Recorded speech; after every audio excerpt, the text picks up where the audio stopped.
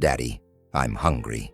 Those 3 words from his 3-year-old daughter changed everything. Michael Harrison was broke, living in a 2008 Honda Civic, when he accidentally discovered a 15-minute pattern in the market that Wall Street's algorithms couldn't see. What happened next will make you question everything you know about success. The phone vibrated one last time before dying. Michael Harrison stared at the black screen, then at his 3-year-old daughter, Emma, sleeping in the back seat of his 2008 Honda Civic. It was 4:47 a.m. on a Monday morning in October, and the Walmart parking lot was nearly empty. Exactly 19 days since Jennifer packed her bags and said she couldn't live with a failure anymore. "Daddy, I'm hungry," Emma mumbled, eyes still closed. Michael felt his stomach clench. $17.43 remained in his wallet. The gas gauge showed a quarter tank. Their last decent meal had been a shared McDonald's burger yesterday at lunch. He closed his eyes and pressed his forehead against the cold steering wheel. At 33, he'd been an IT manager at a logistics company. $90,000 salary, mortgaged house, health insurance, 401k. Now 19 days after the mass layoff, he lived in a car with his daughter. Jennifer had been right to leave. She'd taken her things, her jewelry, even the coffee maker, but left Emma. "You figure it out," she'd said. "I'm done carrying dead weight." The pink sunrise began bleeding through the windshield. In 2 hours, the security guard would knock on the window and tell them to move again. Michael reached for his laptop bag in the passenger seat. Inside, next to the computer that had become his lifeline, was a crumpled envelope. His severance, $38.47 after taxes. He'd blown it all in 9 days trying to make quick money day trading. "Stupid," he whispered. The YouTube gurus made it look so easy. Buy the dip, sell the rip, follow the trend, risk management. All those buzzwords that meant nothing when you were desperate and watching your daughter's college fund evaporate in real time. $3,847 turned into zero in 9 trading days. 9 fucking days. Emma stirred. "Daddy, when are we going home?" Michael turned around, forcing a smile. "Soon, baby. Daddy's working on something big."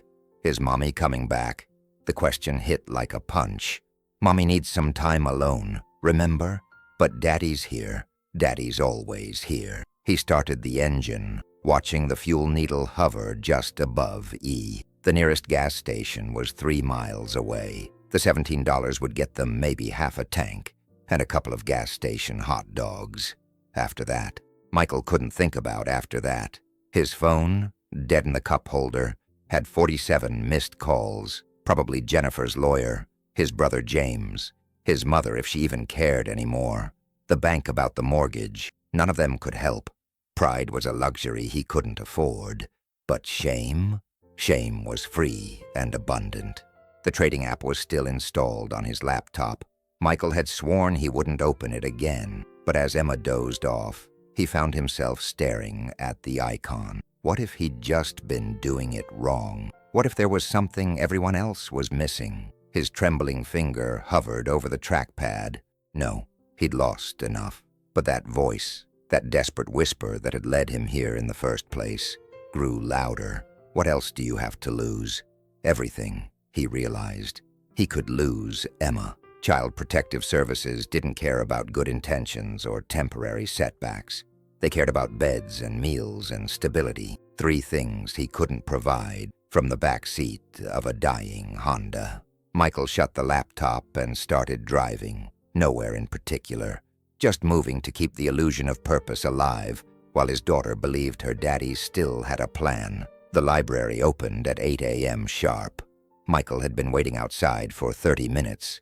Emma's hand in his, her worn pink backpack containing the last of their possessions that mattered, her stuffed elephant Mr. Peanuts, 2 changes of clothes, and a photograph of the 3 of them at Disney World last year, before everything went to hell. "Why are we at the library, Daddy?" Emma asked, yawning. "It's our office for today," Michael said, swiping his library card. Thank God he'd renewed it last year. Daddy needs to use the computer, and you can read books. Won't that be fun? The children's section was mercifully empty. Michael set Emma up with a stack of picture books and her elephant, then claimed a computer terminal in the corner where he could watch her. His hands shook as he logged into his bank account. $16.43. He'd spent $1 on Emma's apple juice at the gas station. The trading account showed a different number. Portfolio value, 000. Buying power, 000. A perfect symphony of zeros. Michael opened his trading history, scanning through the carnage. TSLA calls bought at the worst possible moment. SPY puts that expired worthless. Chasing momentum in small caps that immediately reversed. Every textbook mistake, amplified by desperation. But something caught his eye. In his first 2 days of trading, before the panic set in, he'd actually made money. Small amounts, but consistent. What changed? He pulled up those early trades, cross-referencing with the charts. There it was. Every winning trade happened in the first 30 minutes after market open. "Daddy, I need to potty," Emma announced. Michael's concentration shattered. He glanced at the clock. 8:37 a.m. Market opened at 9:30. He had less than an hour to figure this out, and his daughter needed a bathroom. This was his life now. Profound realizations interrupted by the immediate needs of a 3-year-old. After the bathroom trip and a drink from the water fountain, free hydration, Michael thought grimly. He settled Emma back with her books and returned to the screen. He pulled up chart after chart, focusing only on the opening 30 minutes. A pattern began to emerge. It was subtle, something about the relationship between pre-market volume and the first few candles after the bell. But it was there. His heart raced. This couldn't be real. Everyone knew the open was chaotic, unpredictable. But what if that chaos had a rhythm? What if, "Sir?" A voice behind him made Michael jump. The librarian, a woman in her 60s with kind eyes behind thick glasses, stood there looking concerned. "Is everything all right? I noticed you've been here with your daughter since we opened." Michael's throat tightened. "We're fine, just working on something." She glanced at Emma, who was quietly turning pages, then back at Michael. Her expression softened. "The children's section has snacks at 10 a.m. Free for the kids. Just thought you should know." After she walked away, Michael blinked back tears. Kindness from strangers hit different to when you were at rock bottom. He turned back to the screen, more determined than ever. The pattern was there, dancing in front of him like a ghost. But patterns meant nothing without money to trade with. His severance was gone. His savings were gone. His credit cards were maxed. But there was one thing left, one last chip to play. Michael pulled out his wallet and stared at his wedding ring. Jennifer had left hers on the kitchen counter with the divorce papers. His was worth maybe $800 at a pawn shop. $800 for one last shot. Emma appeared at his elbow. "Daddy, the lady says there's snacks. Can we have snacks?" "Of course, baby." Michael saved his work to a USB drive and logged off. "Let's get you some snacks." As Emma munched on graham crackers and apple slices in the children's section, Michael watched her and made his decision. Tomorrow morning he'd pawn the ring. He'd use half for a motel room so Emma could have a real bed and a hot shower. The other half would go into his trading account, $400 and a pattern that might be nothing more than desperate imagination. But it was all he had left. The pawn shop smelled like cigarettes and broken dreams. Michael stood at the counter, wedding ring in his palm, while Emma played with a snow globe from the display case. The man behind the bulletproof glass looked bored. "White gold, decent clarity on the diamond. I can do 600. The jeweler's receipt says 2,000. Michael protested weakly. "That's retail, buddy. This is reality. 600. Take it or leave it." Michael glanced at Emma, who was shaking the snow globe with intense concentration. "Okay, 600. The cash felt heavier than the ring ever had. 300 for the motel, 300 for trading. He'd already mapped out 5 motels. comparing prices and proximity to the library. The Starlight Motor Inn had a weekly rate, $210 for 7 nights. That left $90 for food and $300 for the account. "Daddy, look, it's snowing in the ball." Emma held up the globe, delighted. "That's beautiful." "Sweetheart, come on, let's go." "Can we buy it?" Michael's chest tightened. The price tag said $15. $15 that could be 3 meals. "Maybe later, baby. Let's go see our new room first." The Starlight Motor Inn was exactly what $210 a week bought you. Water-stained ceiling, carpet that had seen better decades, and a bathroom that required strategic positioning to get hot water. But it had 2 beds, a microwave, and a small TV that picked up local channels. To Emma, it was an adventure. "Is this our new house?" she asked, bouncing on the bed. "It's our temporary house," Michael said, setting up her stuffed animals on the nightstand while Daddy works on his project. That night, after Emma fell asleep clutching Mr. Peanuts, Michael sat at the wobbling desk with his laptop. The trading account was funded, $300 available. He'd have one shot. The pattern he'd identified was specific: stocks with unusual pre-market volume that formed a particular candle formation in the first 5 minutes after open. When that pattern appeared, the stock moved predictably for the next 15 to 20 minutes. He back-tested it again, using free historical data.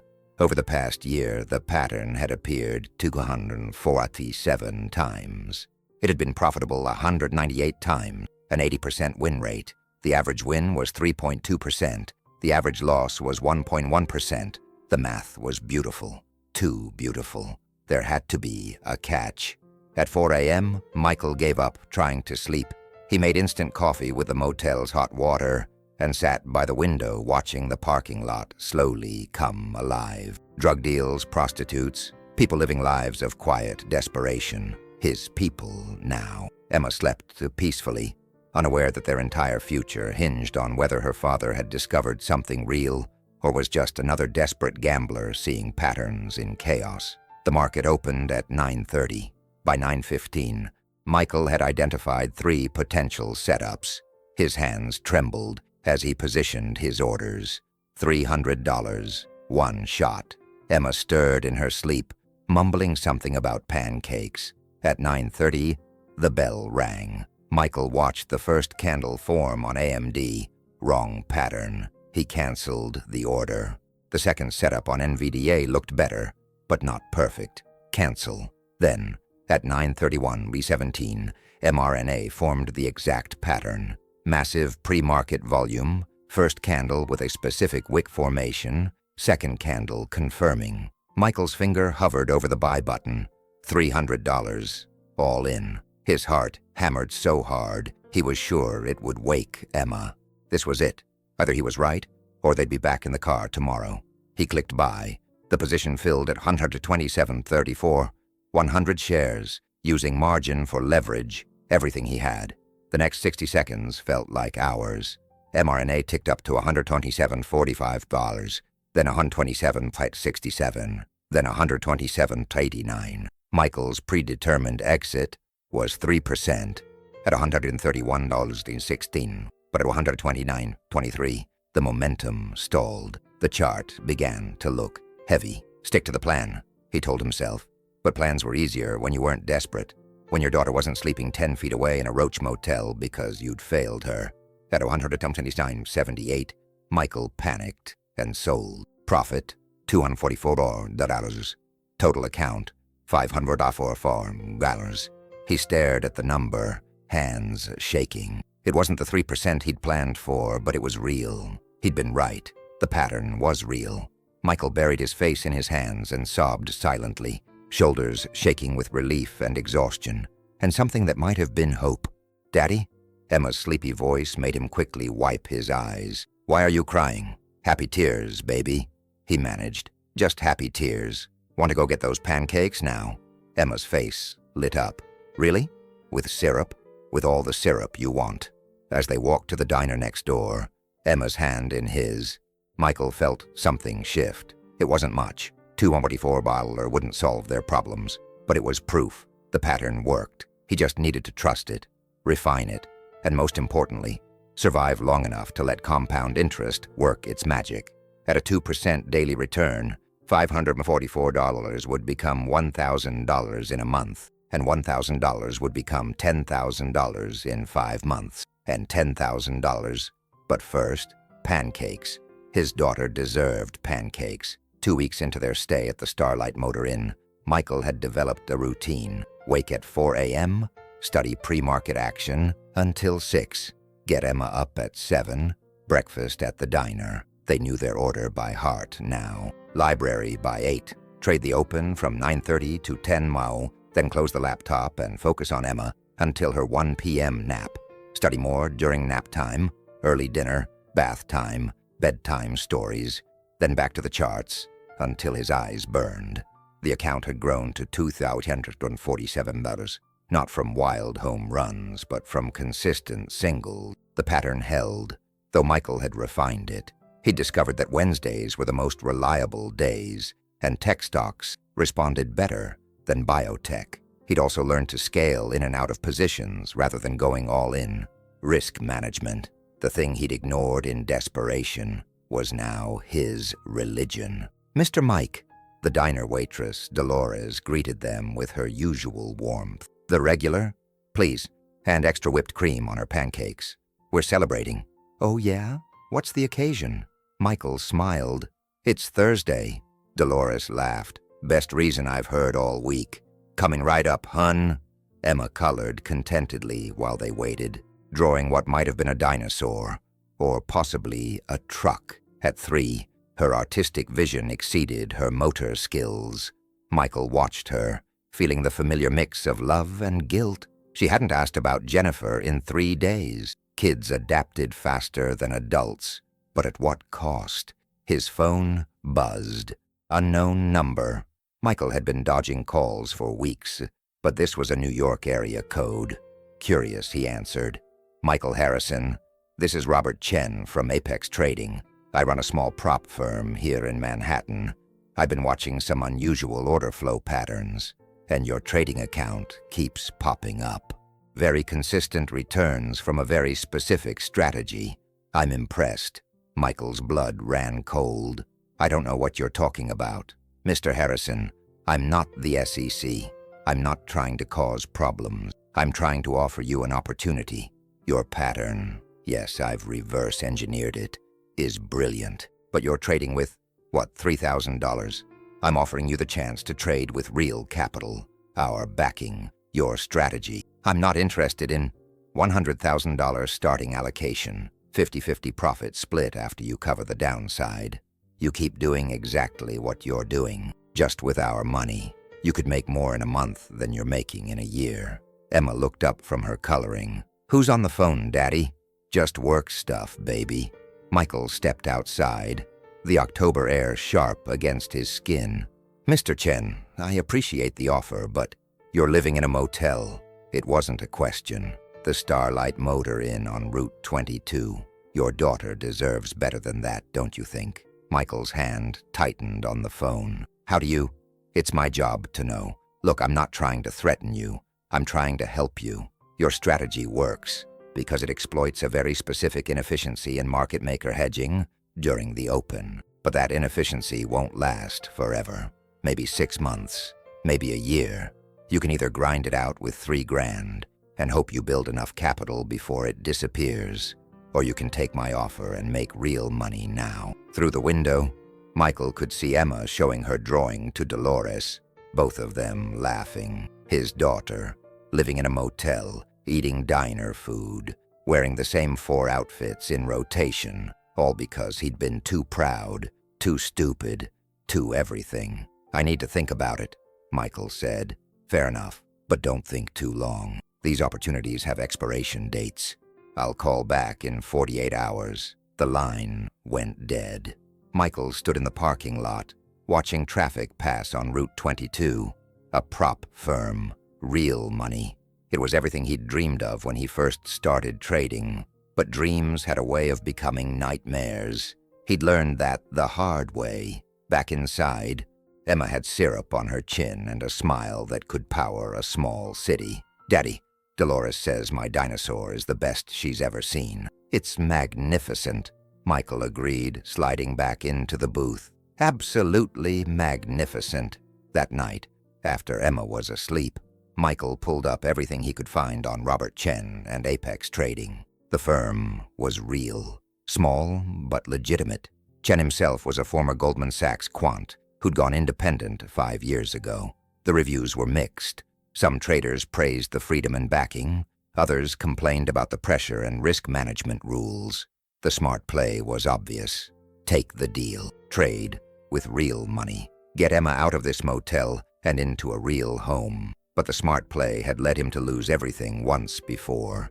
The smart play had cost him his marriage, his home, his dignity. Maybe the smart play wasn't so smart after all. Michael opened his trading journal and wrote, Day 16. Account. 12:47 hours. Pattern continues to hold. Emma drew a dinosaur today. Or maybe a truck. Either way, it was perfect. Friday morning brought rain and a revelation. Michael had been tracking his trades meticulously, but it wasn't until he overlaid them with market maker options flow that he saw it. The pattern wasn't random. It was institutional hedging, specifically around weekly options expiration. Every Friday, the pattern was stronger, cleaner, more profitable. "Daddy, I can't see outside," Emma complained, pressing her nose against the fogged library window. "That's because it's raining." "Sweetheart, the window is all misty. I don't like rain. Rain helps flowers grow," Michael said absently, his eyes fixed on the screen. Today's setup was perfect. Too perfect. TSLA showing massive call volume expiring today. Pre-market positioning suggested a squeeze at open. The phone buzzed. Robert Chen. Michael had been expecting this call. "Mr. Harrison, have you considered my offer?" Michael glanced at Emma, who was now drawing on the foggy window with her finger. "I have questions. I'm listening. The strategy I'm using. You said it won't last forever. How long do you really think it has?" Chen's pause was telling. "Honestly, the smart market makers are already adjusting. I give it 4 months before the edge is completely gone. Maybe 6 if we're lucky. But with proper capital, 4 months is enough to make life-changing money. And after that, we find the next edge. That's what we do. That's what you've already proven you can do."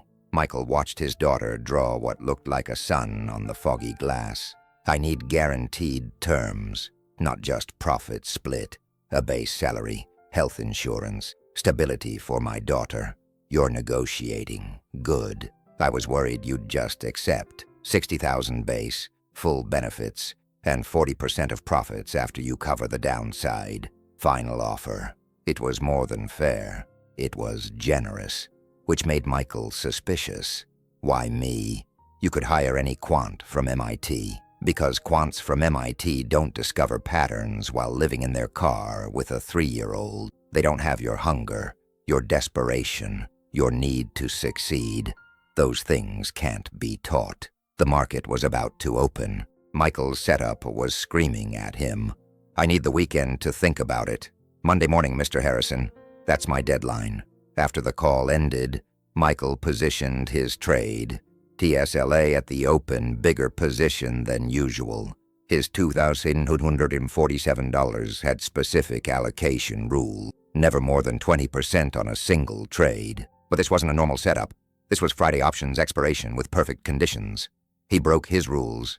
50% of capital, throwing $400 on the line. At 9:30, TSLA opened at 238.45 at a pulsar. By 9:31, it was 239 pounds. By 9:35, 241.15. Michael's exit target was $243. But at 200 of Ainu waft, volume started declining. He'd learned to trust volume over price.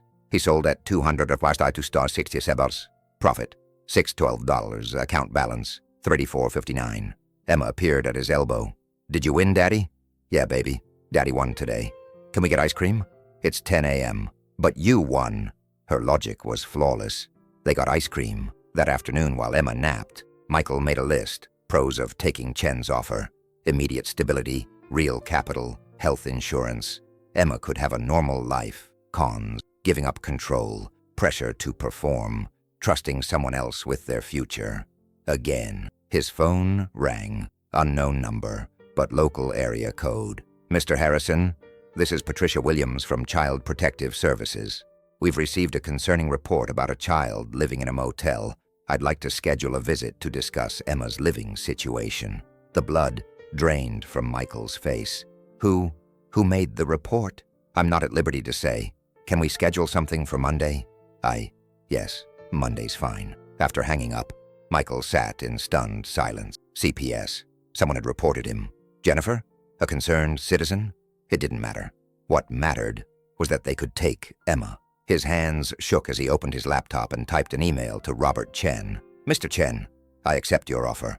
When can I start? The response came in minutes. Excellent decision. Monday, 8 a.m. Our offices are at 140 Broadway, 44th floor. Bring your daughter. We have on-site childcare. Welcome to Apex. Michael looked over at Emma, still sleeping peacefully, Mr. Peanuts tucked under her arm. He'd broken his rules today, and won. Now he was breaking them again, taking a leap of faith with someone else's money. But what choice did he have? CPS was coming. The pattern would eventually disappear. Emma needed more than a motel room and diner pancakes. Sometimes the biggest risk was playing it safe. Sunday night, Michael couldn't sleep.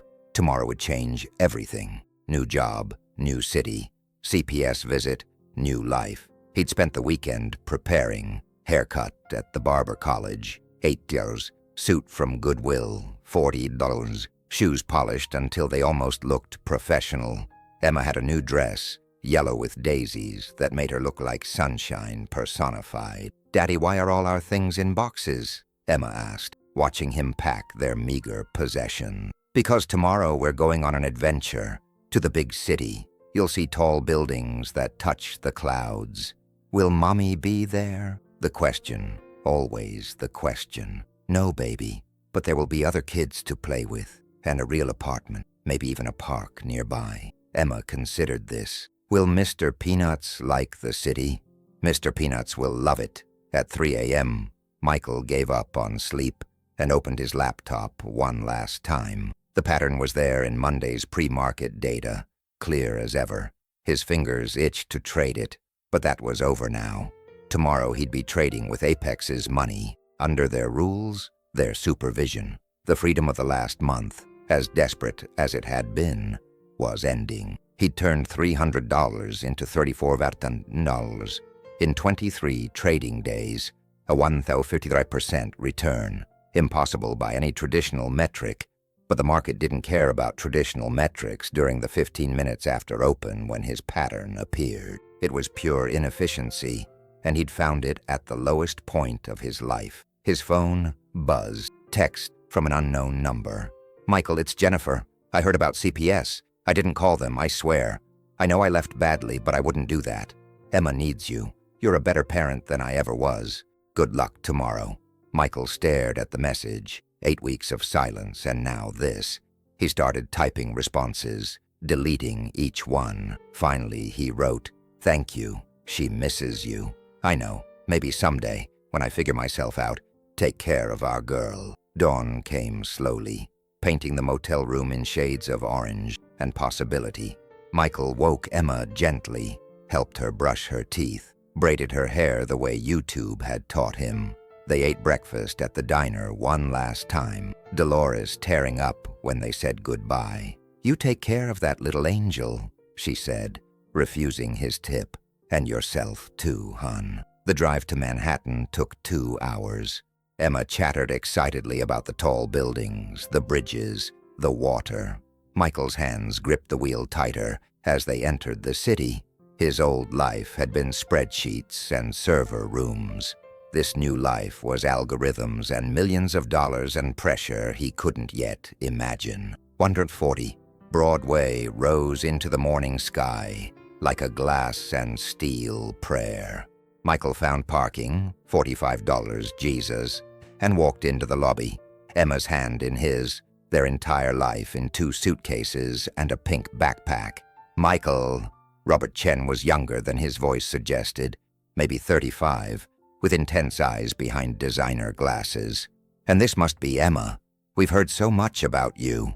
Emma hid behind Michael's leg, suddenly shy. Chen knelt to her level. Would you like to see where the other kids play? We have toys and books and even a pet turtle named Sheldon. A turtle? Emma's eyes widened. 20 minutes later, Emma was happily ensconced in Apex's surprisingly elaborate child care center, and Michael was sitting in a conference room overlooking the city. Chen laid out the terms: $60,000 base, health insurance starting immediately, $100,000 initial capital allocation, 40% of profits after covering a 5% monthly drawdown. Your strategy, Chen said, pulling up charts on the wall display, is brilliant, but it's just the beginning. We've identified 17 other inefficiencies you could exploit with your particular skill set. The question is, can you scale? I can learn. Learning isn't enough. Can you handle losing? Because with our capital, a 3% loss isn't $90, it's $3,000. Can you pull the trigger when there's real money on the line? Michael thought about the wedding ring, pawned for $600, about Emma sleeping in the car, about Jennifer walking out, about everything he'd already lost. I've handled worse. Chen smiled. I believe you have. Let's make some money, shall we? The CPS visit that afternoon was perfunctory. Patricia Williams, a tired-looking woman with kind eyes, interviewed Michael in Apex's conference room while Emma played in the child care center.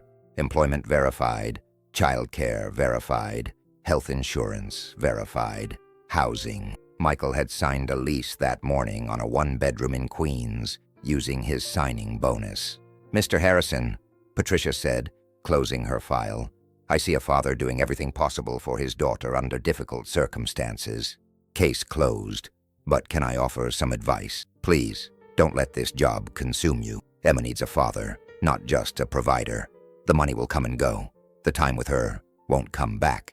After she left, Michael stood at the window, watching the city 44 floors below. Somewhere down there, a month ago he'd been nobody, a failure, a man living in his car with his daughter. Now he had a job, an apartment, a future. But Chen was right. The pattern would disappear. The edge always did. And then what? Would he find another? Would he adapt? Or would he end up right back where he started? Daddy, Emma's voice interrupted his spiral. She ran into the conference room, clutching a drawing. I made this for you. It's us in our new home. Michael studied the crayon masterpiece. 2 stick figures holding hands in front of a building that defied all laws of architecture. It was perfect. I love it, he said, meaning it more than she could know. Should we go see our new home for real? As they left the building, hand in hand, Michael felt the weight of tomorrow on his shoulders. But today they had won. The pattern had held.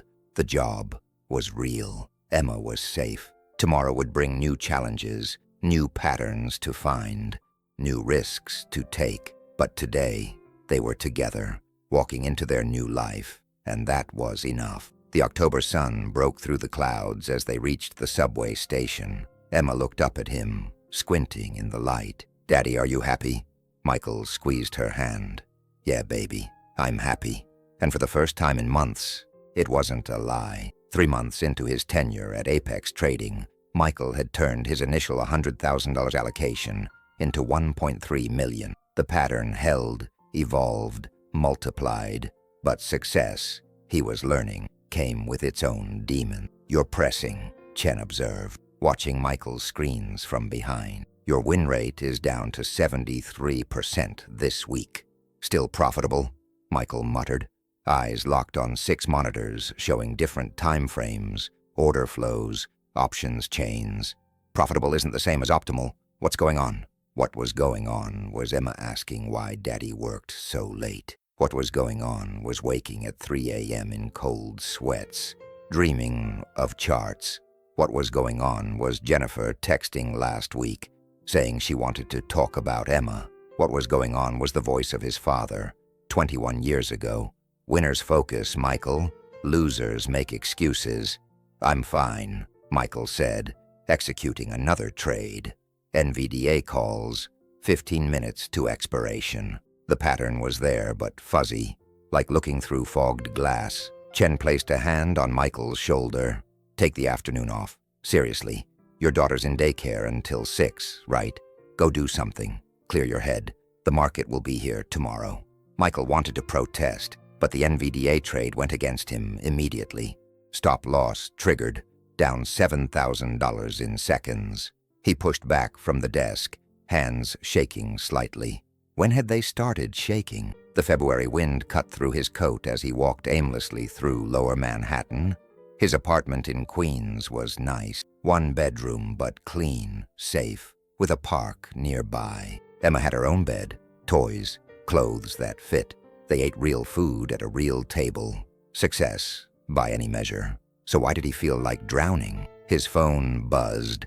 Dr. Sarah Chen, no relation to Robert. His therapist that Apex required all traders to see monthly. He'd been dodging her calls. Michael, you missed our appointment yesterday. I have an opening at 3 p.m. if you can make it. He almost declined, but something in her voice, the professional concern barely masking genuine worry, made him agree. The office was 12 blocks away. He walked slowly, watching normal people living normal lives. A woman pushing a stroller, a man walking his dog. Simple things that felt impossibly distant. You look tired, Dr. Chen said when he arrived. She was younger than him, maybe 30, with the kind of calm that probably took years of practice to maintain. I'm fine. That's the 3rd time you've said that today. I'm betting. Want to try the truth? Michael slumped in the chair. I'm making more money than I ever dreamed. Emma's happy, healthy, in a good school. I should be ecstatic. Should be, but aren't. No, the admission felt like bleeding. I'm terrified every day. Terrified the pattern will disappear. Terrified I'll lose it all again. Terrified Emma will end up back in that car because I'm not smart enough, fast enough, good enough. Tell me about your father. The non sequitur made Michael flinch. What about him? You mentioned him once, said he was a winner. What did that mean? Michael stared at the ceiling. He was a sales manager. Medical devices. Never missed quota. Never took vacation. Never came to my baseball games. Winners focus, he'd say. Losers make excuses. He dropped dead of a heart attack at 52, at his desk. They found him slumped over a sales report. And now you're at a desk, slumped over trading screens. The parallel hit like a slap. Michael's hands, when had they started shaking, clenched into fists? I'm nothing like him. No. Tell me about yesterday. What time did you pick Emma up? Robert got her. I was in a position that... He stopped. The truth tasted like ash. I'm becoming him. Recognition is the first step. But Michael, trauma patterns don't break themselves. Your father taught you that love equals achievement, that worth equals wealth. Your wife reinforced it by leaving when you lost your job. Now you're trying to earn your daughter's love through money. That's not, but it was. Every extra hour at the desk was another $1 for Emma's college fund. Every successful trade was proof he wasn't a failure. Every profit was a wall between them and that motel. Emma doesn't need a millionaire father, Dr. Chen said gently. She needs a present father. The money is a tool, not an identity. You've confused the two. That night, Michael left the office at 4 p.m., her earliest in months. Emma's face lit up when she saw him at pickup. Daddy, you're here, not Miss Katie. I'm here, baby. Want to go to the park? They fed ducks in Central Park until the sun set. Emma chattered about school, her friends, the boy who put gum in Sophia's hair. Normal kid things.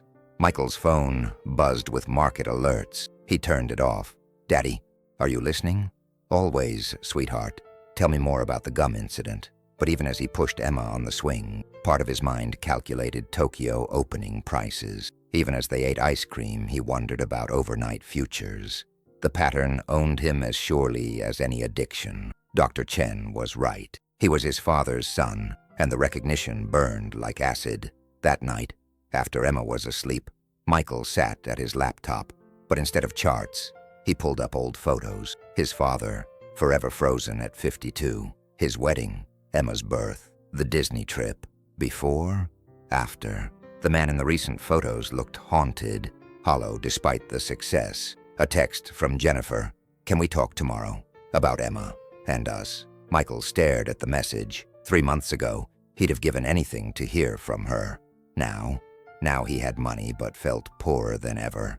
Success had become another kind of prison, gilded but still confining. He closed the laptop and checked on Emma. She slept peacefully, Mr. Peanuts standing guard. In the soft nightlight glow, she looked so small, so trusting, so deserving of better than a father who was disappearing into screens and numbers and patterns that would eventually vanish like morning mist. "I'm sorry, baby," he whispered. "I'm trying. I swear I'm trying." But trying wasn't enough. Not anymore. Something had to change before he became another cautionary tale, another man who gained the world but lost his soul. The pattern in the markets had saved them. Now he needed to find a pattern for living. Jennifer looked different. Her hair was shorter, dyed a shade of red that hadn't been there before. She sat across from Michael at a Starbucks near Columbus Circle, hands wrapped around a latte like a lifeline.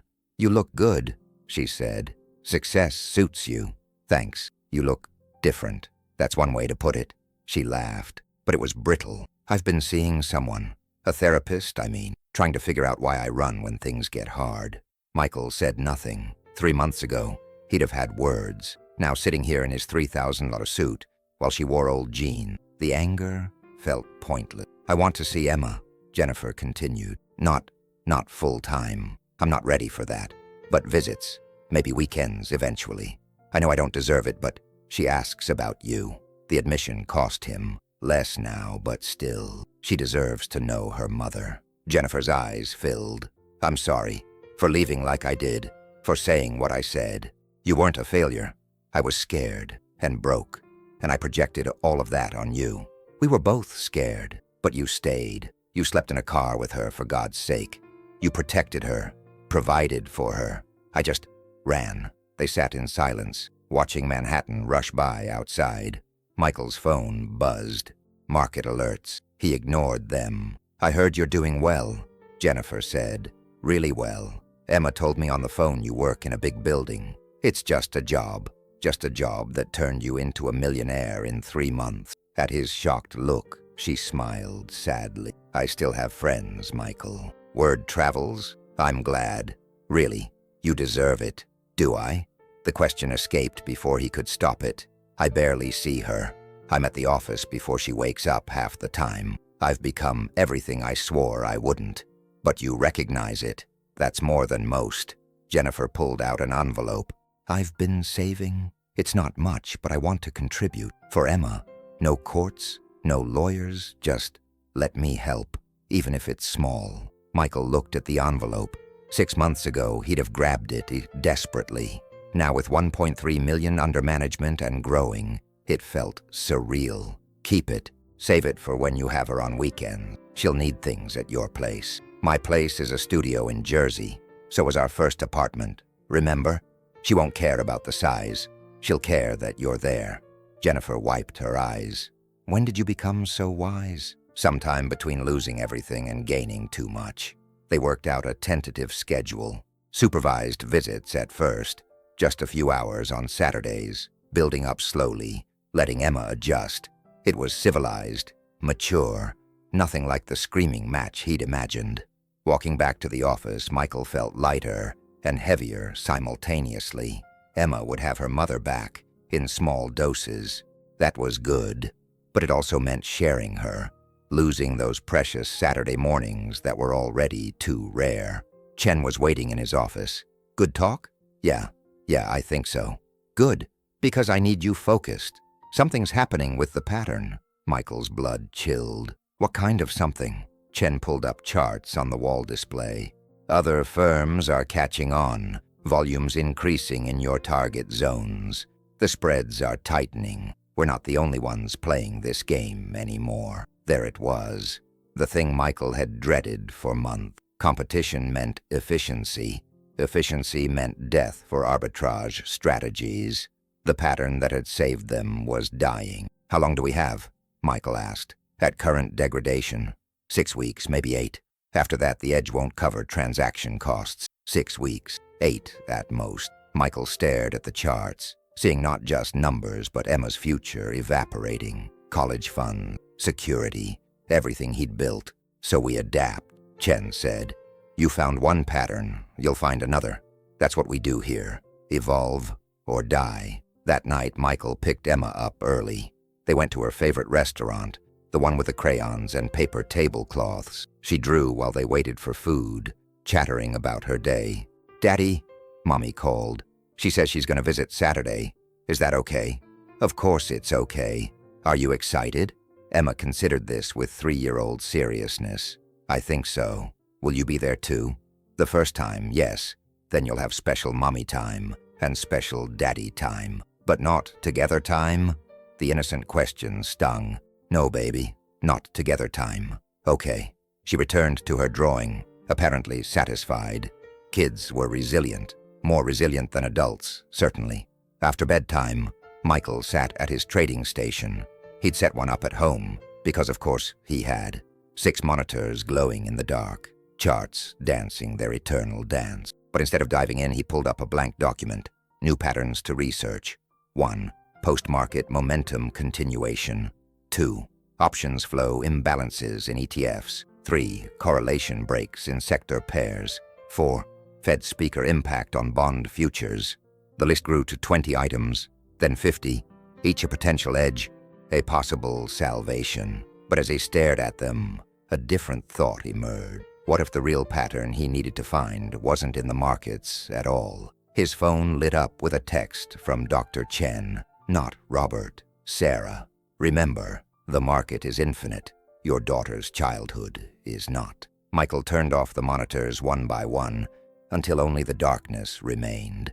From Emma's room, he could hear her soft breathing. In 6 weeks, the pattern would be gone. In 6 years, she'd be 9. In 16, she'd be 19. Which countdown mattered more? He knew the answer, had always known it. The trick was living it. The pattern died on a Tuesday. Michael watched it happen in real time, like witnessing a star collapse. The setup was perfect. AAPL showing his exact signal, pre-market volume aligned, everything textbook. He entered the position with $50,000. The stock moved 12 cents in his favor, then reversed violently. "Get out," Chen said from behind him. "It'll come back. The pattern is dead." "Michael, look at the tape. That's Goldman's algo fighting yours. They figured it out. Get out now." Michael exited for a $3,200 loss, small by Apex standards, catastrophic psychologically. His edge, the thing that had saved him and Emma, was gone. "Staff meeting," Chen announced to the floor. "Conference room, 5 minutes." 7 traders gathered around the table. Michael recognized the shell-shocked look on 2 other faces. Their patterns had died too. "Gentlemen, lady," Chen nodded to Patricia, their crypto specialist. "Welcome to Evolution Day. 3 of our strategies got arbed out this week. It happens. The market's efficient like that. So here's what happens next. You have 30 days to develop new strategies. Test them with sim money. Prove they work. Those who succeed, stay. Those who don't." He shrugged. "That's cold." Someone muttered. "That's trading. We're not running a charity." "Michael, Patricia, Kevin, you 3 lost your edges. I have faith you'll find new ones. But faith doesn't pay the bills. Results do. 30 days. Walking home, Michael felt the familiar weight of desperation settling over his shoulders. 30 days to find a new pattern, or lose everything. Again, the cycle never ended. Emma was at the table when he arrived, Jennifer helping her with homework. The domestic scene was jarring. His ex-wife in his apartment, their daughter between them like before. "Daddy," Emma jumped up. "Mommy's helping me with letters." "I see that. Good job, baby." Jennifer stood awkwardly. "She's doing great. Really smart. Gets that from you. Gets it from both of us." They stood there, triangle of broken family trying to function. Jennifer had been visiting for 3 weeks now. Emma was adjusting, even thriving. But moments like this, the 3 of them together, hurt in ways Michael couldn't articulate. "I should go," Jennifer said. "Emma, I'll see you Saturday, okay?" "Okay, Mommy. Love you. Love you too, sweetheart." After she left, Michael sat with Emma to finish homework, but his mind was elsewhere, calculating, searching, desperate for a new edge. 30 days. The walls were closing in again. "Daddy, you're not listening," Emma complained. "Sorry, baby. What were you saying?" "I said Tyler at school has a Nintendo. Can we get one?" "Maybe. We'll see." "You always say that when you mean no. Smart kid. Too smart. I've got a lot on my mind, sweetheart. Work stuff. Is it bad work stuff?" He looked at his daughter, her brown eyes, Jennifer's eyes, full of concern. When had she learned to read him so well? "It's complicated work stuff, but nothing for you to worry about." That night, after Emma was asleep, Michael pulled up 5 years of market data. If one pattern existed, others must too. He just had to find them. He worked until 3 a.m., testing theories, backtesting strategies, hunting for inefficiencies. Nothing. Wednesday brought more nothing. Thursday, the same. By Friday, panic was setting in. Other traders at Apex were buzzing about their discoveries. Patricia had found something in DeFi arbitrage. Kevin was on to an earnings play. Michael had spreadsheets full of failed ideas. "How's the hunt?" Chen asked, perching on Michael's desk. "Getting there," Michael lied. "Uh-huh. You know what your problem is. You're looking for another version of your old pattern. But lightning doesn't strike twice. You need to think differently." "I'm trying." "No, you're forcing. There's a difference. When you found the first pattern, where were you? Rock bottom, desperate. Exactly. You saw what others couldn't because you had to. Now you're comfortable. Scared of losing comfort, but comfortable. Fear makes you rigid. Desperation made you creative." That weekend, Emma stayed with Jennifer. Michael had 48 hours of uninterrupted research time. He should have been grateful. Instead, he found himself wandering the apartment, missing the chaos of his daughter's presence. He ordered Chinese food and spread charts across the living room floor. Old school, paper and pencil, like his father used to do with sales reports. The irony wasn't lost on him. Somewhere around midnight, between lo mein and his 15th coffee, something clicked. It wasn't a pattern in price. It was a pattern in behavior. During earnings season, retail traders piled into options with predictable timing. They bought calls before announcements, sold after. But institutions front-ran them by exactly 2 days. Every time. Michael pulled up historical data. There it was, clear as day. A 2-day lagging indicator that predicted retail option flow. It wasn't as clean as his original pattern, wasn't as immediate, but it was there.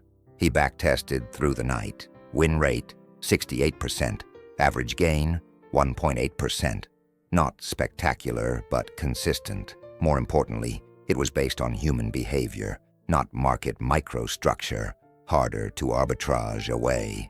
By Sunday evening, when Emma returned, Michael had a full strategy mapped out. She burst through the door like sunshine, full of stories about Mommy's apartment and the park and ice cream for breakfast. "Ice cream for breakfast?" Michael raised an eyebrow at Jennifer. "Special occasion," she said defensively. "Don't judge." Not judging, just jealous. They shared a laugh, and for a moment, it felt like before. Before the layoffs, the car, the divorce. Just a family laughing about ice cream. Then Jennifer left, and reality returned. "Daddy, are you happy?" Emma asked during bath time. The question, always the question. "I'm working on it, baby. Mommy says you work too hard." "Mommy's probably right. She says you're trying to take care of us. Even her." Michael paused, washcloth in hand. "She said that?" "Uh-huh. Is it true? Was it?" The envelope Jennifer had offered flashed in his mind. The studio apartment in Jersey she couldn't afford to upgrade. The fact that he'd never asked for child support, never pushed for formal custody arrangements, just let her find her way back at her own pace. "I guess it is," he admitted. "That's nice," Emma decided. "Can I have bubbles?" Monday morning, Michael presented his new strategy to Chen. The room was quiet as he walked through the logic, the backtests, The risk parameters. It's not sexy, Chen said finally, but it works. More importantly, it's anti-fragile. The more retail trading grows, the stronger your edge. I like it. You've got another 6 months, minimum 6 months. Another reprieve, another chance. But as Michael returned to his desk, he wondered how many more times he could do this. How many patterns could one man find? How many rebirths before you just stopped? His phone buzzed. Emma's school. His heart dropped. Mr. Harrison, Emma's fine, but she's been telling the other children that her daddy is magic because he can see the future in computers. We thought you should know. Kids are starting to tease her. Michael closed his eyes. Even his success was hurting her now. There was always a cost. Always. I'll talk to her, he promised. Mr. Harrison, for what it's worth, she's very proud of you. Maybe too proud, but there are worse problems to have. After hanging up, Michael stared at his screen, 6 monitors showing the future, or at least educated guesses about it. His daughter thought he was magic, but magic was just tricks. And eventually, everyone figured out the tricks. He pulled up Dr. Chen's number, then hesitated. What would he say? That success felt like failure. That saving his daughter had cost him her childhood. That he was afraid of becoming his father, but couldn't seem to stop. The market opened. The new pattern appeared immediately, clean and profitable. Michael executed the trade mechanically, already thinking 3 moves ahead. Always 3 moves ahead, except in the game that actually mattered. The call came at 2 a.m. on a Wednesday. Michael fumbled for his phone, saw Jennifer's number, and his heart stopped. She's okay, Jennifer said immediately. Emma's okay, but I'm at the hospital. She had a seizure. They think it's just a fever thing, but can you come?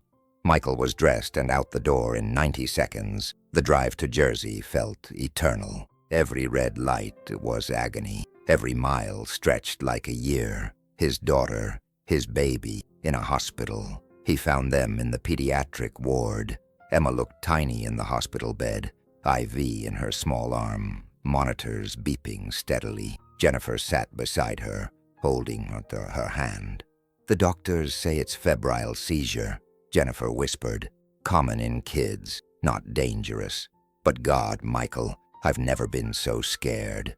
Neither had he. Looking at Emma, pale and still, machines tracking her vitals, something fundamental shifted in Michael's chest. All the money, all the patterns, all the success. Meaningless, worthless. Numbers on a screen while his daughter lay in a hospital bed. What happened? He asked. She was fine at bedtime. Then around midnight she felt warm. I gave her Tylenol, but an hour later she was burning up. Then the seizure. It only lasted a minute, but it felt like forever. They sat in silence, watching Emma breathe. Somewhere in the hospital, other dramas played out. Other parents faced other fears.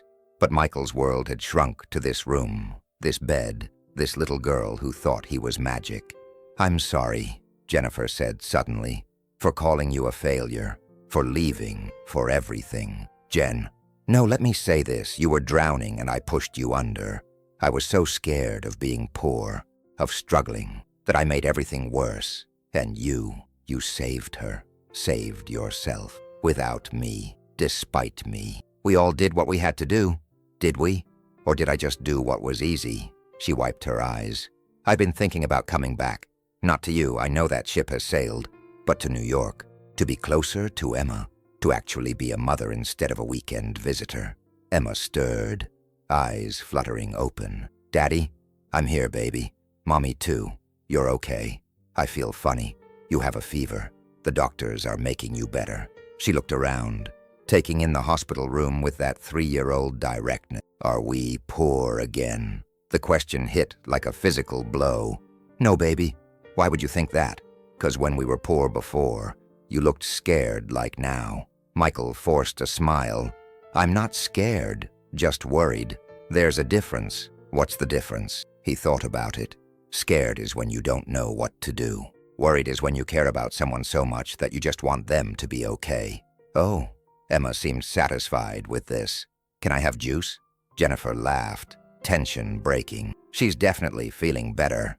The The doctor came in around 4 a.m. Young resident, tired eyes but kind smile. Febrile seizure, as we suspected.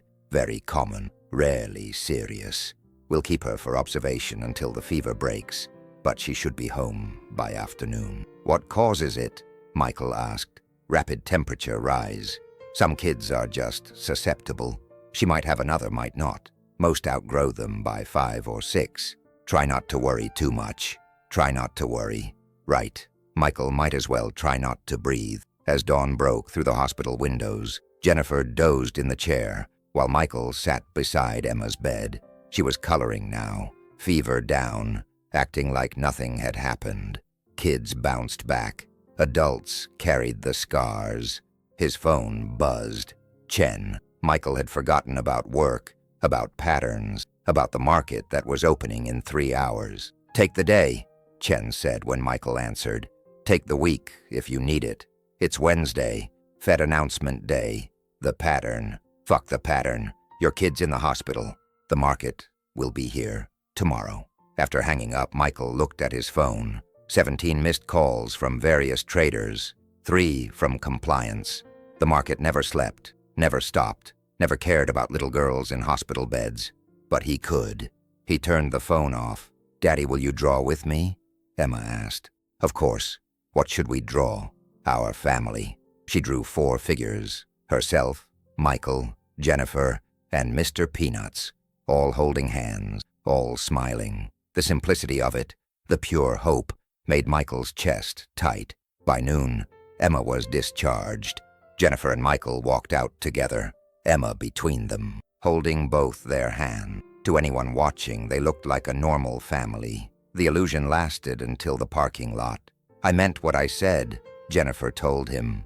About moving back. I've been looking at apartments. Nothing fancy, but closer. Walking distance, maybe. That would be good. For Emma, for all of us. She paused. I know we can't go back, but maybe we can go forward. As friends, co-parents, whatever you want to call it. I'd like that. Emma tugged on his hand. Daddy, can we go home now? Home? The apartment that success had bought. The life that patterns had built. But sitting in that hospital, watching his daughter struggle to breathe, none of it had mattered. The only pattern that counted was her heartbeat on the monitor. Yeah, baby, let's go home. That night, Emma slept in his bed, still warm, but fever broken. Michael lay beside her, watching her breathe. Every parent's nightmare had brushed past them, close enough to feel its breath. They'd been lucky this time. His laptop sat closed on the dresser. The market was moving, patterns playing out, money flowing from weak hands to strong. But Michael couldn't bring himself to care. Success had saved them from the car, from the motel, from poverty. But it couldn't save them from this, from the fundamental fragility of loving someone more than yourself. Emma mumbled in her sleep, something about ice cream and rainbows. Michael pulled her closer, feeling her small heart beat against his chest, strong and steady, and worth more than all the patterns in the world. Tomorrow he'd go back to the screen. Tomorrow he'd hunt for edges and arbitrage inefficiencies. Tomorrow he'd be the trader, the provider, the success story. But tonight, he was just a father, holding his daughter, grateful for the pattern of her breathing and the promise of another day. Spring arrived like a revelation. Michael stood on the terrace of Apex's offices, watching Manhattan bloom beneath him. 8 months since the car. 6 since he'd joined the firm. The numbers were staggering. 4.7 million in profits generated. His cut, 188 million more money than he'd ever dreamed of. You've got visitors, Chen announced. Emma burst through the door, Jennifer behind her. They'd been coming to the office more often. Emma loved the trading floor, the energy, the way grown men deferred to her daddy. Daddy, Mommy found an apartment. It's only 3 blocks from yours. Michael looked at Jennifer, who shrugged. 2-bedroom in your building, actually. The rental market's insane. But, she paused. I got a job. Marketing firm. Nothing fancy, but stable. That's great, Jen. Really. And it was. Emma would have both parents close. The shuffling between homes would be minimized. It was the best possible outcome from a broken situation. "Can I show Emma the trading floor?" Jennifer asked. "She wants to see where magic happens." "It's not magic," Michael said automatically. "It's math. Daddy does magic math," Emma insisted. As they toured the floor, Michael watched his daughter charm hardened traders. She had that gift, Jennifer's gift, of making people feel special. One trader showed her how charts worked. Another let her press the button for a trade, carefully supervised. She was in heaven. "Your kid's a natural," Patricia commented, already asking about risk-reward ratios. "She's 3 going on 30, just like her dad." That stung more than Patricia knew. Michael watched Emma study a chart with intense concentration, mimicking the traders around her. Was this what he wanted? His daughter growing up in the glow of monitors, chasing patterns, always 3 moves ahead but never present. His phone rang. Unknown number, but he recognized the area code. His mother's nursing home. "Mr. Harrison, your mother's had another episode. She's stable, but asking for you." Michael hadn't seen his mother in 2 years. Their relationship had died with his father, frozen in patterns of blame and disappointment. But she was asking. "I'll be there tomorrow," he heard himself say. The next morning, Michael drove to Buffalo, Emma asleep in the back seat. Jennifer had offered to watch her, but something made him bring his daughter. Maybe he needed the reminder of why he did everything. Maybe he just didn't want to face his past alone. The nursing home smelled like disinfectant and resignation. His mother sat by the window, smaller than he remembered. Gray hair, thin and carefully styled. "Michael," her voice was paper dry. "You came." "Hi, Mom." Her eyes found Emma, hovering by his leg. "Is this Emma, your granddaughter?" Something broke in his mother's face. "She looks like you did, before everything got complicated." They sat in awkward silence. 33 years of history hung between them. His father's relentless drive, his mother's quiet enabling, the way success became the only currency that mattered in their house. "I heard you're doing well," she said finally. "Some kind of trader? Something like that. Your father would be proud." Would he? The bitterness surprised him. Or would he find ways I was falling short? Markets I wasn't capturing? Money I was leaving on the table? His mother flinched. "He loved you. In his way. His way killed him." "Yes," she said quietly. "It did, and I let it. I watched him disappear into work, into success, into proving something to someone who was never satisfied.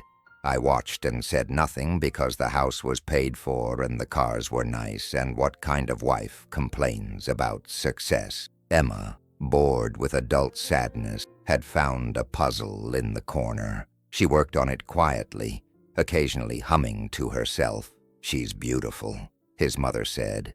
"Don't do to her what we did to you." "I'm trying not to." "Try harder." The fierceness in her voice surprised them both. "You have his intensity, Michael, his drive. I see it in how you hold yourself, how you check your phone, even now. The market's closed, but you're still calculating, aren't you?" She was right. Even sitting here, part of him was thinking about Monday's open, about patterns to test, about edges to find. "It never ends," his mother continued. "The hunger. Your father made his first million at 35. Thought it would be enough. Then it was 5 million. Then 10. Never enough. Never secure enough. Never successful enough. He died, reaching for more. Always more." "I'm not him," Michael insisted. "No? When's the last time you took a real day off? When's the last time you were present, truly present, with that little girl?" Michael wanted to protest, to list all the ways he was different, but the words died in his throat, because she was right. Even at the park with Emma, he checked his phone. Even during bedtime stories, his mind calculated position. The pattern had consumed him as surely as any addiction. Emma appeared with the completed puzzle. "Look, Grandma, I did it." The name came naturally, as if they'd always been a normal family. His mother's eyes filled with tears. "Clever girl, just like your daddy." She looked at Michael. Don't let her be just like her daddy. Let her be more. The drive home was quiet. Emma dozed in the back seat, while Michael wrestled with ghosts. His father, dead at 52. His mother alive but haunted by choices. Himself, 33, and already feeling the weight of patterns he couldn't break. "Daddy?" Emma's voice from the back seat. His grandma sad. "A little bit, baby." "Why? How did you explain generational trauma to a 3-year-old? How did you say that success could be its own kind of failure?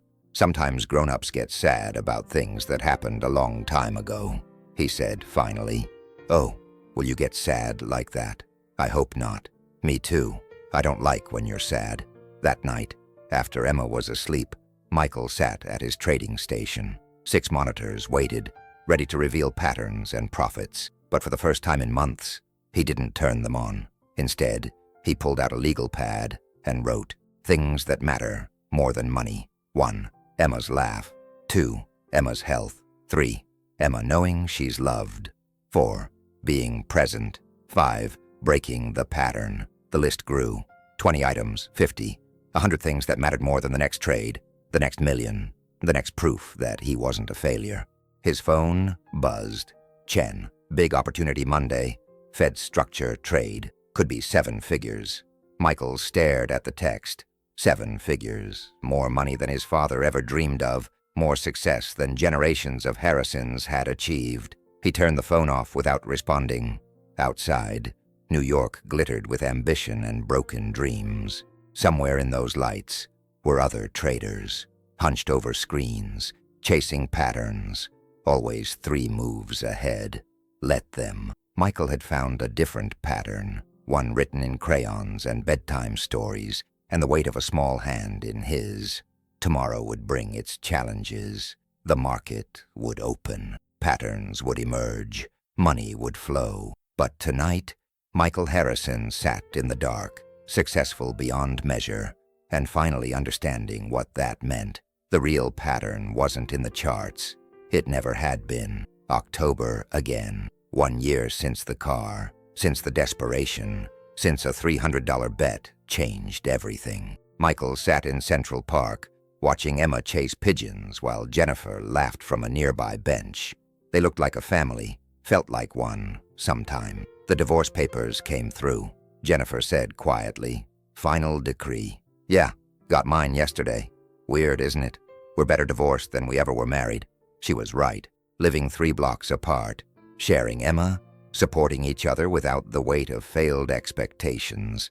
They'd found a rhythm. Not love, maybe, but something sustainable. "Daddy, look." Emma had cornered a particularly fat pigeon. "He's not scared." "That's because he's a New York pigeon, baby. Nothing scares them." His phone rang. Chen. Michael almost didn't answer, but old habits died hard. "You need to come in, now. Something's happened." The urgency in Chen's voice was new. Michael looked at Jennifer, who nodded. "Go, we'll be fine." The office was chaos. Traders huddled around screens, voices raised, panic barely controlled. Chen pulled Michael aside. "Remember the pattern you found? The pre-market one from the beginning? The one that died months ago? It didn't die. It evolved, and someone just used it to take down Harbinger Capital. $40 million loss in 15 minutes. SECs all over it." Michael's blood chilled. "Who?" Chen pulled up security footage from the building's lobby. A face Michael knew better than his own stared back. Jennifer's brother, David, the one who'd introduced himself as a financial consultant at Emma's birthday party last month. "He's been watching you," Chen said quietly, "learning your methods. He pitched Harbinger a revolutionary strategy last month. Your strategy. The evolved version of it. But it doesn't work anymore." "No, but he made it look like it did. Manipulated the data. Showed false backtests. They gave him 50 million to trade. He lost 40 in one morning and disappeared with the rest." Michael sank into a chair. David had always been charming, always looking for the angle. "But this, the SEC wants to talk to you," Chen continued. "They think you might be involved." "I'm not. I know. But your pattern, your history with him, the fact that he's Emma's uncle, it looks bad, really bad." The next hours blurred. Lawyers, federal agents, questions about every trade, every pattern, every interaction with David. Michael's carefully built success suddenly felt fragile as spider silk. "We believe you," the lad investigator said finally, "but we need your help. David's still out there with $10 million and knowledge of how these patterns work. He could do this again. I don't know where he is, but his sister might." Michael's stomach dropped. Jennifer. She'd been rebuilding her life, finding stability, being a mother. Now this.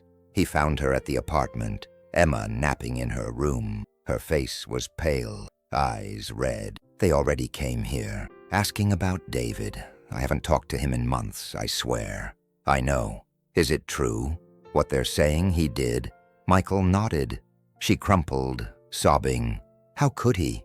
He knew we were struggling. He knew about Emma, about the car, about everything. And he used it? "Jen, no, don't. This is my fault.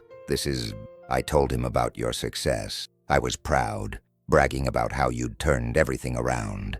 I gave him the idea." They sat in silence, the weight of unintended consequences crushing them both. Emma appeared in the doorway, rubbing sleepy eyes. "Why is Mommy crying?" "Grown-up stuff, baby.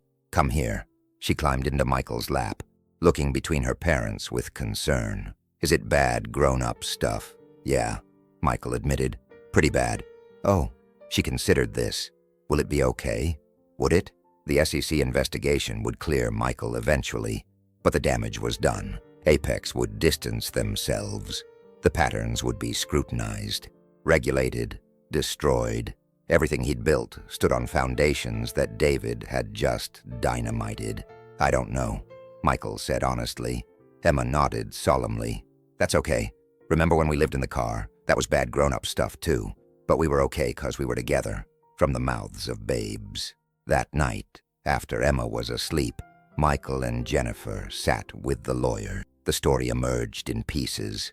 David had studied Michael's trades for months. He'd recreated the pattern, understood its evolution, then weaponized it. The $40 million loss was intentional, a way to cover his theft and disappear. "He planned this," the lawyer said, "probably from the moment he heard about Michael's success." Jennifer looked broken. "He's my brother. How do I explain this to Emma? That her uncle is a criminal? That he used her daddy's work to hurt people?" "We don't," Michael said firmly. "Not now. She's too young. When she's older, maybe. But not now." The investigation dragged on for weeks. Michael's accounts were frozen. Apex put him on leave. The patterns, all of them, were dissected by federal investigators who understood maybe half of what they were looking at. But life continued. Emma still needed breakfast, still needed school, still needed parents who could smile and pretend the world wasn't falling apart. "I've been thinking," Jennifer said one evening. They were in Michael's apartment, Emma coloring at the table while they cooked dinner, almost like a real family, "about patterns. Yeah, we had one. You and me. Meet, fall in love, get married, have a baby, grow apart, divorce. Standard pattern. Predictable. Depressingly so. But then we broke it. The car, the motel, your success, my leaving, David's crime. None of that was in the pattern. And look where we are." Michael looked around. Modest apartment. Daughter safe and happy. Ex-wife who'd become a friend. Life in pieces, but somehow whole. "Still here," he said. "Still here. Together but not. Broken but functioning. It's not the pattern we planned, but maybe it's the one we needed." Emma looked up from her coloring. "I made you something." She held up a drawing, 3 figures and a stuffed elephant, standing in front of a building that might have been their apartment, or might have been a castle. At the top, in careful 3-year-old letters, "My family. It's perfect," Michael said, meaning it. "Even though we're not a normal family?" Emma asked. "Especially because we're not a normal family," Jennifer said. That night Michael got a call. Not Chen, not lawyers, not investigators. An unknown number. "Mike, it's David." The voice was strained, desperate. "I fucked up. I know I fucked up, but I need help. Turn yourself in." "I can't." They'll destroy me. But I can fix this. The money. I can make it back. The pattern still works. Evolved version. I just need. Michael hung up. Some patterns needed to break. The next morning brought news. David had been arrested at the Canadian border, trying to flee with what remained of the stolen funds. The money would be recovered. The investigation would conclude. Michael would be cleared. It's over, Chen called to confirm. You can come back Monday, though. He paused. The strategies are blown. All of them. Too much scrutiny now. We'll need to start fresh. Start fresh. Again. The cycle that never ended. But watching Emma eat breakfast, chattering about school, Michael felt something he hadn't expected. Relief. The patterns were dead. The edge was gone. He'd have to find new ones or find a new path entirely. "Daddy, what are you thinking about?" Emma asked. "The future, baby. Is it a good future?" Michael looked at his daughter. Safe, loved, resilient beyond measure. He thought about Jennifer, finding her strength, about himself, successful in ways that had nothing to do with money. "Yeah," he said, "it's a good future." And for the first time in a year, he believed it. The market would open Monday. Patterns would emerge and die. Fortunes would be made and lost. But Michael Harrison had found the only pattern that mattered. How to be present for the people who needed him. Everything else was just numbers on a screen. Outside, October wind scattered leaves like confetti, each one following its own chaotic pattern toward the ground. Emma pressed her nose to the window, watching them fall. "Pretty," she said simply. "Beautiful," Michael agreed, seeing not the chaos but the dance, not the pattern but the life. The real magic he'd learned wasn't in predicting the future. It was in being grateful for the present. And in that moment, watching his daughter watch the world, Michael Harrison was the richest man alive. The patterns could wait. This was enough.